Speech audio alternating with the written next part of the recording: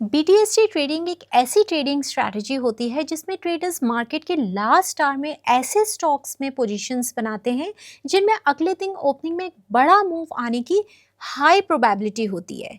सुनने में सिंपल लगता है, लेकिन बीटीएसटी ट्रेडिंग के रिजल्ट्स पूरी तरीके से इस बात पर डिपेंडेंट होते हैं कि आपने स्टॉक सिलेक्शन कैसे किया है। अगर आपका स्टॉक सिलेक्शन ही गलत हो जाए तो बीटीएसटी में अच्छे रिजल्ट्स आना हाईली इम्प्रोबेबल है।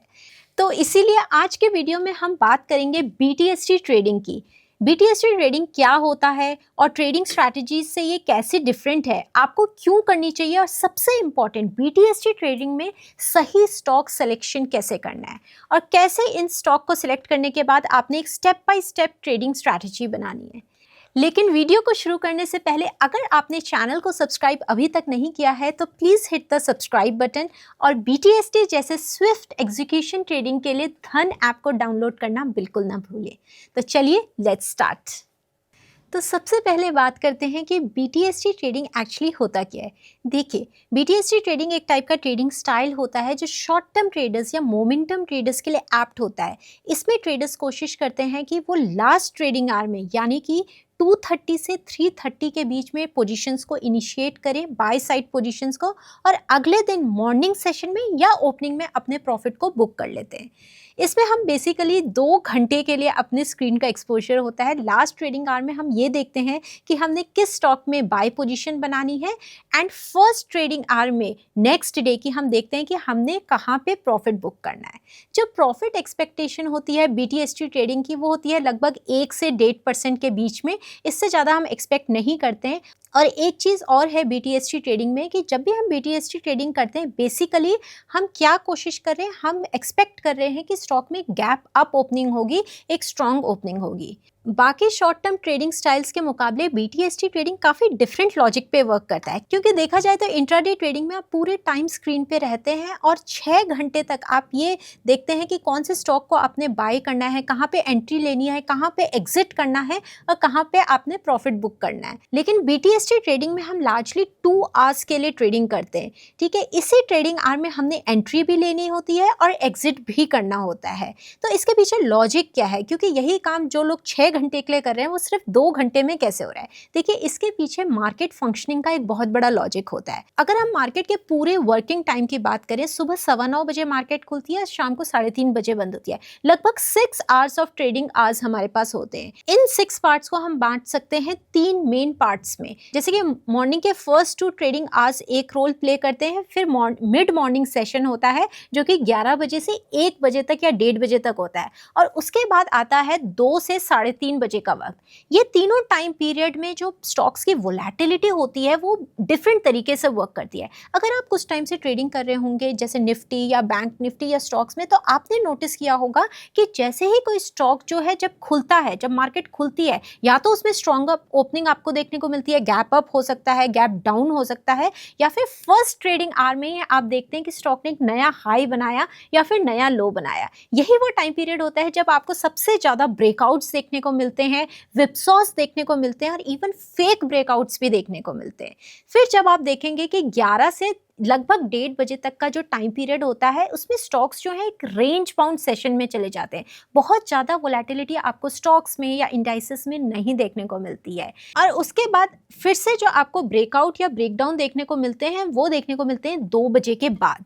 तो बेसिकली मॉर्निंग के फर्स्ट 2 आवर्स और लास्ट के 1 या 2 आवर्स में आपको सारा एक्शन देखने को मिलता है। अगर आप न्यू ट्रेडर हैं तो शायद ये आपके लिए काफ़ी न्यू बात होगी, लेकिन अगर आप ट्रेडिंग कर चुके हैं इंडियन मार्केट्स में, तो इस चीज़ को आपने बहुत अच्छे से रियलाइज़ किया होगा कि बीच के जो 2 घंटे होते हैं वो काफ़ी ज़्यादा नॉन वॉलेटाइल सेशन होते हैं। इसी लॉजिक पे बीटीएसटी ट्रेडिंग बेस्ड है। तो बेसिकली हम सिर्फ उन घंटों में काम करना चाहते हैं जब वोलेटिलिटी ऑलरेडी ज़्यादा है, मतलब स्टॉक बहुत अच्छा मूव कर रहे हैं, वोलेटिलिटी दिखा रहे हैं, ब्रेकआउट दिखा रहे हैं या ब्रेकडाउन दिखा रहे हैं। तो इसीलिए कुछ ट्रेडर्स जो हैं इंट्राडे ट्रेडिंग ना करके बीटीएसटी ट्रेडिंग चूज करते हैं, क्योंकि इसमें एक तो स्क्रीन टाइम कम होता है, लेकिन ये चैलेंजिंग भी होता है, क्योंकि इसमें आपको you have to be very very selective when you select the stocks for BTST trading. अगर बीटीएसटी ट्रेडिंग को हम स्विंग ट्रेडिंग या पोजिशनल ट्रेडिंग से भी कंपेयर करते हैं तो उसके मुकाबले इनके रिटर्न्स भी बहुत अच्छे होते हैं, क्योंकि बीटीएसटी ट्रेडिंग में हमारी एक्सपेक्टेशन होती है गैप अप ओपनिंग की, जो कि 1% 1% या 1.5% या 2% तक भी स्टॉक गैप अप ओपनिंग दे सकता है। स्विंग ट्रेडिंग में हम बहुत सारे दिनों तक अपनी पोजीशंस को होल्ड करते हैं, लेकिन फिर भी हमारी जो प्रॉफिट एक्सपेक्टेशन होती है वो 2% से 5% या 7% तक होती है। तो उस हिसाब से जितने टाइम पीरियड के लिए आप BTST में होल्ड कर रहे हैं, उस हिसाब से उसके रिटर्न्स जो हैं as compare to other forms of trading better होते हैं। लेकिन सिर्फ ये रीज़न काफ़ी नहीं है कि आप BTST ट्रेडिंग को चूज़ करें। BTST ट्रेडिंग का सबसे चैलेंजिंग पार्ट होता है कि आपने स्टॉक सिलेक्शन क्राइटेरिया या फ्रेमवर्क कैसा बनाया है। सही स्टॉक अगर आप सिलेक्ट नहीं करेंगे BTST ट्रेडिंग में, तो हो सकता है आपके BTST ट्रेडिंग की जो प्रोबेबिलिटी ऑफ सक्सेस है वो काफ़ी लो चले जाए। तो चलिए बात करते हैं कि किस तरीके से BTST ट्रेडिंग में एक सही स्टॉक सिलेक्शन क्राइटेरिया आप बना सकते हैं। इसके कुछ फिल्टर्स हैं जो मैं आपके साथ शेयर करूँगी। फिल्टर नंबर 1 है कि जो भी स्टॉक आप BTST ट्रेडिंग में सिलेक्ट करें वो अप ट्रेंडिंग होना चाहिए। तो अगर आप डेली चार्ट्स में देख रहे हैं तो सबसे पहले आपने चेक करना है कि स्टॉक का डेली चार्ट में ट्रेंड क्या है।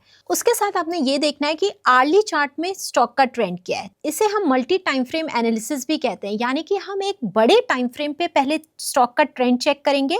अगर स्टॉक अप ट्रेंडिंग है तो वो मेरे क्राइटेरिया में आ जाता है, लेकिन लोअर टाइम फ्रेम में जाके मैं इस चीज को ऑथेंटिकेट करूंगी कि क्या लोअर टाइम फ्रेम में भी स्टॉक अप ट्रेंडिंग है। चलिए स्क्रीन पे समझते हैं एक एग्जाम्पल के साथ। यहाँ पे मैंने आपके साथ शेयर किया हिंदुस्तान कॉपर का डेली चार्ट। अब जैसा कि आप देख पा रहे हैं चार्ट्स में क्लियरली स्टॉक जो है एक अप ट्रेंड में है। स्टॉक में clearly higher highs and higher lows बन रहे हैं, ठीक है। तो अगर मैं ऐसा स्टॉक अप ट्रेंडिंग है तो it is a stock selected for me for BTST trading. लेकिन अब मैं क्या करूँगी, इसी स्टॉक में जाके टाइम फ्रेम को चेंज करूँगी। आप यहाँ पे जाके टाइम फ्रेम को चेंज कर सकते हैं। मैंने यहाँ पे आर्ली टाइम फ्रेम चूज कर लिया। अब मुझे ये देखना है कि आर्ली टाइम फ्रेम में भी क्या हिंदुस्तान कॉपर अप ट्रेंडिंग है।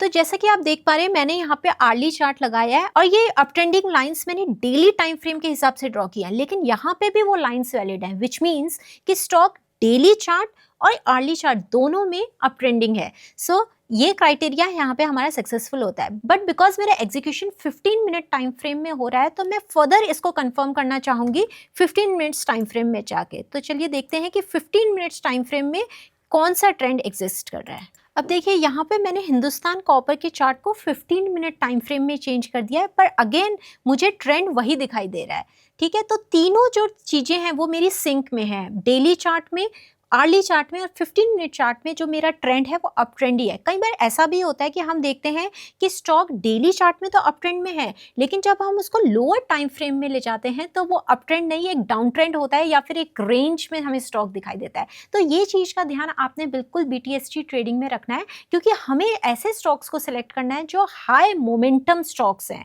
और मोमेंटम को देखने के लिए आपको सबसे छोटे टाइम फ्रेम पे फोकस करना है कि वहाँ मोमेंटम कैसा है, क्योंकि 15 मिनट्स टाइम फ्रेम में ही हमारी एंट्री होगी और एग्जिट होगा। नाउ दूसरा फिल्टर जो आप यूज करेंगे जब आप BTST ट्रेडिंग करते हैं वो है कि जिस भी दिन आप BTST ट्रेडिंग करना चाह रहे हैं, फॉर एग्जांपल आज 10th दिसंबर है और मैं 11th दिसंबर को BTST ट्रेडिंग करना चाह रही हूँ, तो मुझे ये देखना है कि 10th दिसंबर की जो कैंडल बनी है वो ये ग्रीन है या रेड है। अगर कैंडल ग्रीन होगी then I will place myself for BTST for 11th December. अगर मैं देखती हूँ कि कैंडल रेड बन रही है तो हम अगले दिन ट्रेडिंग नहीं करेंगे। देखिए जैसे हिंदुस्तान कॉपर के चार्ट में इस कॉन्सेप्ट को हम क्लैरिफाई करते हैं। जैसा कि हम देख पा रहे हैं इस पर्टिकुलर दिन एक ग्रीन लॉन्ग कैंडल बनी है, ठीक है। तो अब अगर at the end of the day मैं देखती हूँ कि कैंडल ग्रीन बन रही है तो अगले दिन मैं स्टॉक में BTST ट्रेडिंग करने का डिसाइड कर सकती हूँ, ठीक है। इस दिन अगर मैं देखती हूँ कि फॉर एग्जांपल हम ये इस वाले एरिया में जाते हैं, मैं देखती हूँ यहाँ पे रेड कैंडल बनी है, तो अगले दिन के लिए मैं BTST ट्रेडिंग नहीं करूँगी। वाई? क्योंकि देखिए ग्रीन कैंडल का मतलब होता है कि ऑलरेडी इस स्टॉक में बायर्स की डिमांड ऑलरेडी एग्जिस्ट करती है, मोमेंटम स्ट्रॉन्ग है स्टॉक में। अगर किसी दिन स्टॉक 1% जाके नीचे बंद होता है या आधा % या 2%, इसका मतलब उस पर्टिकुलर सेशन में स्टॉक अपने डेज लो के आसपास बंद हुआ है या फिर सप्लाई बहुत ज़्यादा थी। तो ऐसे स्टॉक्स में जहां डिमांड ऑलरेडी गिर चुकी है और अगले दिन इस चीज़ की प्रोबेबिलिटी फिर से डिप कर जाती है कि स्टॉक एक गैप अप ओपनिंग देगा या अगले दिन ग्रीन कैंडल बनाएगा। अगर आज के दिन ग्रीन कैंडल बनी है, स्टॉक में डिमांड ज़्यादा है, स्टॉक ऊपर जाके बंद हुआ है, तो इस चीज़ की प्रोबेबिलिटी ज़्यादा है कि अगले दिन स्टॉक एक गैप अप ओपनिंग दे सकता है और वही मोमेंटम को कंटिन्यू कर सकता है। तो इसीलिए जब भी आपने BTST ट्रेडिंग के लिए स्टॉक सेलेक्ट करने हैं, आपने देखना है कि प्रीवियस डे कैंडल रेड है या ग्रीन है। अगर रेड है then you will not do BTST trading the other day, and if it is green you will go for BTST trading the other day. Now सबसे important बात आपने ये देखना है कि जो भी स्टॉक आप BTST ट्रेडिंग के लिए सिलेक्ट करना चाहते हैं उसमें लास्ट 1 आवर में 15 मिनट्स टाइम फ्रेम में क्या कोई ब्रेकआउट आ रहा है। अगर ब्रेकआउट आता है तभी आपने वो आपका एंट्री पॉइंट होगा। इसे स्क्रीन में समझते हैं। देखिए जैसे कि ये चार्ट है, ये हिंदुस्तान कॉपर का चार्ट मैंने लगाया, 15 मिनट्स का टाइम फ्रेम है। यहाँ पे हम देख पा रहे हैं कि जो स्टॉक है एक कंसोलिडेशन दिखा रहा है। आप देख पा रहे हैं छोटी छोटी कैंडल्स हैं, ये एक कंसोलिडेशन है, एक रेंज है, एक टाइट रेंज आपको दिखाई दे रही है। नाउ 3 बजे के बाद आप क्या देते हैं, स्टॉक ने एक अपवर्ड मूवमेंट की यानी कि ब्रेकआउट दिया है। जो मेरा रेजिस्टेंस था वो किस लेवल पे था, 338 के लेवल था। इसके ऊपर जाके कैंडल ये क्लोज हुई है। इसका मतलब क्या है कि स्टॉक में ब्रेकआउट आया, वो भी कब, 3 बजे के बाद। Now this is a very strong signal for me as a BTST trader. तो सबसे इंपॉर्टेंट फिल्टर हमारा यही है कि लास्ट 1 आवर में हमने स्टॉक्स में ब्रेकआउट को एंटिसिपेट करना है। अगर वो आता है तो उस ब्रेकआउट कैंडल पे हमने जाके अपनी एंट्री लेनी है। स्टॉप लॉस उस केस में हमारा कहाँ हो जाएगा, जो कंसोलिडेशन हुई है कैंडल्स की, प्रीवियस कैंडल्स के उसके जस्ट नीचे। ठीक है, फॉर इन दिस केस हम देख पा रहे हैं कि जो ये जो कैंडल है ये कहाँ पे जाके क्लोज हुई है, 339 पे। तो कहीं 338 339 में जाके मैं अपनी एंट्री लूंगी। अगले दिन में देखो इस केस में क्या देखती हूँ कि गैप अप ओपनिंग होती है स्टॉक की 342 के लेवल पे। क्योंकि मेरा स्टॉप लॉस यहाँ पे, तो मैं इस ट्रेड को होल्ड करके रखूंगी फॉर 1 आवर और फॉर मैक्सिमम फॉर 1 आवर, और 1 आवर के अंदर अंदर मैं इस ट्रेडिंग पोजीशन को क्लोज कर दूंगी। चलिए अब बात करते हैं BTST ट्रेडिंग के इंडिकेटर के बारे। ये हमारा होगा नेक्स्ट फिल्टर। तो हम यहाँ पे यूज करेंगे RSI as a leading indicator. इस इंडिकेटर से हमें ये पता चलेगा कि कौन से स्टॉक्स में मोमेंटम ऑलरेडी एग्जिस्ट कर रहा है। लेकिन RSI की जो वैल्यूज हम यहाँ पे कंसिडर करेंगे वो बहुत इंपॉर्टेंट है। चलिए इसे चार्ट्स में समझते हैं। फॉर एग्जाम्पल यहाँ पे देखिए, ये विप्रो का चार्ट मैंने खोल के रखा है, और यहाँ पे अगर मैं BTST ट्रेडिंग इस पर्टिकुलर स्टॉक चार्ट में करना चाह रही हूँ तो मैंने यहाँ पे RSI as an indicator add भी कर लिया। ठीक है, लेकिन इसकी जो रीडिंग्स हैं वो मैं कौन सी कंसिडर करूँगी, मुझे 30 एंड 70 की, जो हम ट्रेडिशनल या कन्वेंशनल वे ऑफ RSI जब हम यूज़ करते हैं हम 30 और 70 को कंसिडर करते हैं। पर इस केस में हम ऐसा नहीं करेंगे। हम क्या करेंगे, हम ऐसे स्टॉक्स में ट्रेड करेंगे BTST ट्रेडिंग जिनमें RSI की जो वैल्यू है वो 55 से अबव हो लेकिन 75 से कम हो। ठीक है, तो इस केस में देखिए जो कौन सा एरिया है जो मुझे बताता है कि हाँ इस दिन मुझे BTST ट्रेडिंग करनी चाहिए। देखिए यहाँ पे हम देख रहे हैं स्टॉक अप ट्रेंड में मेरा एक क्राइटेरिया यहाँ पे सिलेक्टेड है कि स्टॉक अप ट्रेंड में मैं इसको ट्रेड तो कर सकती हूँ। ठीक है, ये आर्ली चार्ट में भी अप ट्रेंड में है, डेली चार्ट में भी अप ट्रेंड में है, और 15 मिनट चार्ट में भी अप ट्रेंड है। लेकिन मेरा नेक्स्ट फिल्टर क्या है, मेरा नेक्स्ट फिल्टर बताता है कि इसको हम तभी ट्रेड करेंगे विप्रो को BTST ट्रेडिंग में जब RSI की वैल्यू 55 और 75 के बीच में होगी, यानी कि स्टॉक में मोमेंटम होना चल रही है ऑलरेडी स्टैब्लिश। तो इस केस में देखिए यहाँ पूरे टाइम स्टॉक अप ट्रेंडिंग था लेकिन RSI की वैल्यूज सपोर्ट नहीं कर रही हैं, तो इस पूरे टाइम में अब जो है BTST ट्रेडिंग नहीं करूंगी। यहाँ कहीं जाके स्टॉक जो है 55 से ऊपर गया है, तो यहाँ पे हम सबसे पहली बार अपनी BTST ट्रेडिंग करेंगे। तो इस एरिया को जो 55 और 75 के बीच में, इसको हम मार्क कर लेते हैं। देखिए जब RSI की वैल्यू 55 से ऊपर गई है, ये वाला एरिया है, और कब तक ये रही है 55 और 75 के बीच में, उसको भी हम मार्क कर ले रहे हैं, लगभग यहाँ तक। ठीक है, उसके बाद जो RSI है वो नीचे की तरफ आने लग गया है। तो also if the RSI you see कि एक बार वो ऊपर तक गया है, मतलब 75 के ऊपर तक गया और फिर वो डिक्लाइनिंग मोड में है या डाउन ट्रेंडिंग मोड में है, तब भी हमने उसको ट्रेड नहीं करना है। तो RSI value should be 55 to 75 and it should be up trending और स्टैग्नेंट। तो ये वो टाइम जोन होगा जब हम विप्रो को BTST के लिए ट्रेड कर सकते हैं। अब आप देखिए यहाँ पे एक सिंपल से एग्जांपल आप देखो, यहाँ पे बहुत सारे आपको गैप अप्स देखने को मिल रहे हैं। ये किस वजह से हो रहा है, ये इस वजह से हो रहा है क्योंकि स्टॉक तो देखिए पहले भी ट्रेंड में था, लेकिन ये जो गैप अप्स और मोमेंटम इंक्रीज होता हुआ आपको इसलिए ज्यादा यहाँ पे दिखाई दे रहा है, ग्रीन कैंडल्स इसलिए ज्यादा दिखाई दे रही है क्योंकि हमने यहाँ पे RSI की वैल्यूज को भी कंसिडर की। तो ये सारे फिल्टर्स आपको इनकॉर्पोरेट करने हैं अगर आप BTST ट्रेडिंग में अच्छे रिजल्ट्स चाहते हैं। नंबर 1 था ट्रेंड आपने नोटिस करना है, daily time frame, hourly time frame and 15 minutes time frame में भी।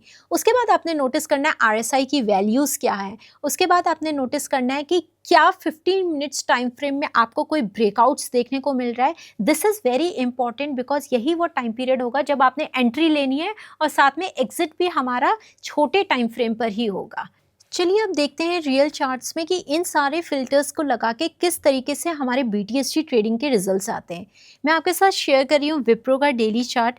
देखिए इसमें हमने सबसे पहले हम आरएसआई को देखते हैं, आरएसआई हमारे सही कंडीशंस के हिसाब से है या नहीं।